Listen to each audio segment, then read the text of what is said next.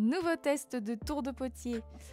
Là, on est sur un petit tour CNCest. Donc pour la petite histoire, on l'avait vu sur YouTube utilisé par des Canadiens.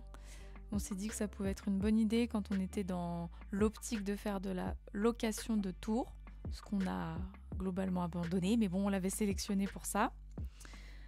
C'est donc un petit tour, vous voyez, un peu dans la veine des Vévor, et d'ailleurs c'est un peu le même budget, c'est environ 200 €. Petit tour donc qui dit qu'on ne sait jamais trop comment les installer. Donc là on les a mis sur, on l'a mis sur une estrade et on a essayé de trouver à peu près le bon rapport pour être confortable.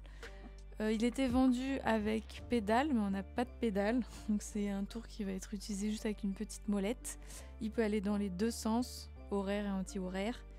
La bassine est un petit peu plus costaud qu'un Vévor, clairement.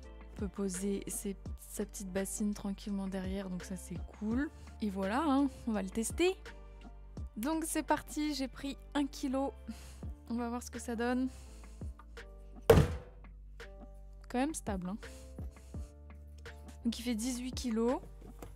Il est assez stable. Donc là j'ai collé. Et donc on tourne une petite molette. Vous voyez ici. Je vais peut-être pas aller à fond parce que à fond ça gigote un peu. Je vais ralentir. Voilà, il paraît être un bon entre-deux. Écoutez, je peux m'appuyer sur la bassine, elle est quand même assez costaude. Donc ça j'aime bien.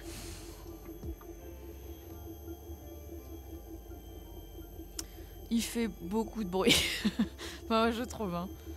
Je trouve qu'il est assez bruyant.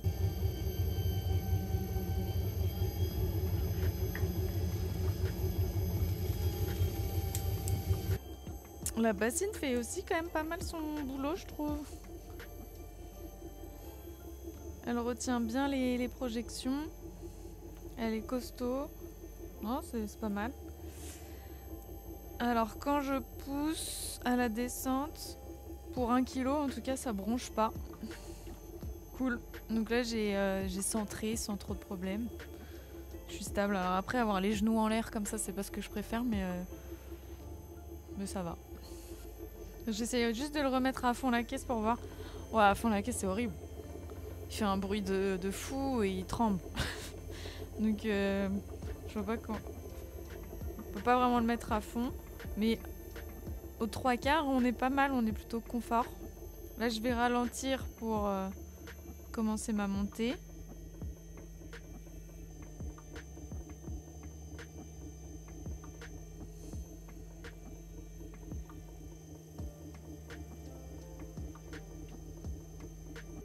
Il fait beaucoup de bruit, hein. Oh. Non, trop pas douter, t'entends ou pas? Donc là ça fait 1 minute, j'en ai déjà marre. Oh là là. Ouais, il fait beaucoup de bruit, il y a le petit clac-clac là aussi. On sent bien le mécanisme. Mais bon, ça va. Ouais, par contre le bruit, moi je peux pas. Ça me fatigue. Il fait plus de bruit que les Vévor, non? Ou c'est... Ouais. Ouais, bon après, ouais. Non, il fait beaucoup de bruit. Ouais, j'ai hâte de... Ah, j'avais hâte que ça s'arrête, pour tout vous dire. Ouais, pour moi, trop de bruit. Trop de bruit. Vraiment trop.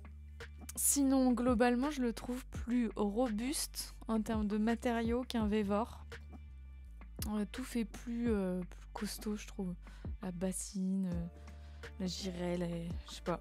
Il y a un petit côté plus solide. Voilà. Mais il m'a cassé la tête. Qu'est-ce que j'en pense par rapport, par exemple, au Vévor blanc? Je préfère le Vévor blanc parce que je trouve qu'on est mieux installé. J'aimais bien aussi sa grande girelle. Je trouve que c'est agréable. Je trouve qu'il était moins bruyant aussi. Il était plus facile à installer. Ce tour de potier là, vraiment, je trouve qu'il casse la tête. Vraiment. il m'a cassé la tête. Pour moi, on peut s'arrêter là, je trouve qu'il fait vraiment trop de bruit. Voilà, j'ai juste fait un cylindre et j'en peux plus. C'était Anne Rouillet de l'atelier de poterie au Terre-Feu. J'espère que ce petit test de tour vous a plu. Je sais pas si vous l'avez déjà vu passer ce tour sur YouTube ou quoi. Globalement, du coup, vous avez compris. Je vous le déconseille. Voilà. Merci et à bientôt.